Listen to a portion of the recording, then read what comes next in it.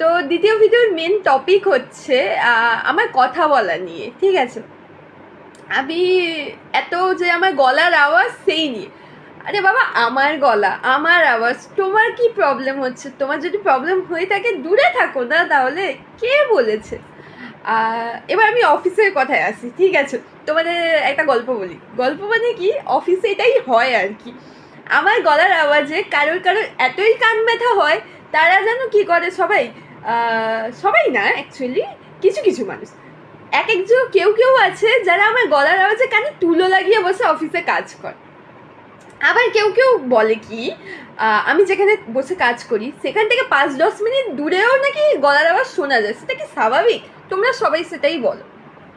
তো যাই হয়ে যাক না কেন, আমার প্রবলেম নেই কি যে কানে তুলো লাগিয়ে বসে আছে, ভালো আছে। সে নিজের মতো নিজের তার প্রবলেম হচ্ছে, সে তার সলিউশন বার করে নিয়েছে, এটা ভালো কথা।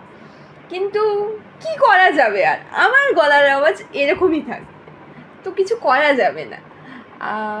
তো সবার সেটাই মনে হয় কি আমার কথা বলা নিয়ে এত প্রবলেম, কোনো কোনো সময় আমি নিজেও ভাবি কি সত্যি কি আমি জোরে বলি কথা। তাও ভাবি যার অসুবিধা সে নিজের মতো করে বুঝে নিক না, আমার কি আছে।